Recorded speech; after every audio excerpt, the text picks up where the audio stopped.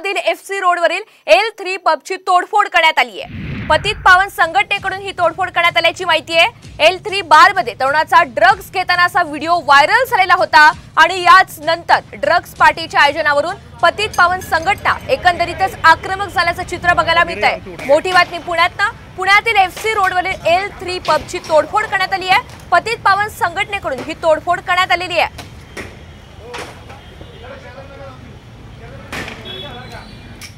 आयुक्तांनी ज्या प्रकारे कारवाई करणं गरजेचं आहे, एवढं मोठं हिट अँड रन प्रकरण झालेलं असताना सुद्धा पुण्यामध्ये पब हे रात्रभर चालू असतात। कोरेगाव पब हे अजूनपर्यंत चालू आहेत, तरी पुणे शहर पोलीस आयुक्त काही करत नाही। त्यासाठी पतित पावन संघटना 100% आपापल्या पद्धतीने काम करणार।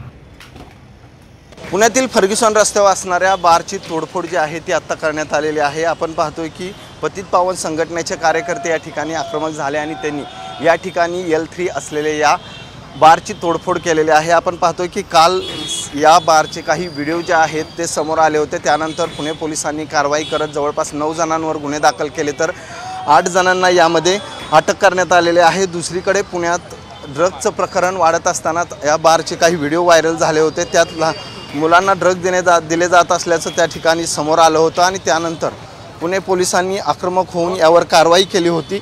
आपण पाहतोय की यातली पतित पावन संघटना आज आक्रमक झाली। अनेक संघटना ज्या आहेत आता या विषयावर खरं तर आक्रमक झालेल्या पाहायला मिळत आहेत आणि त्यातूनच पुण्यातील असलेल्या या L3 बारची तोडफोड जी आहे ती आता काही वेळापूर्वी पतित पावन संघटनेच्या कार्यकर्त्यांनी केलेली आहे।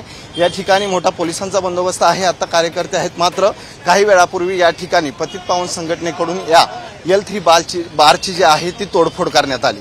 कॅमेरामन सुमित सह सचिन जाधव, साम TV न्यूज, पुणे।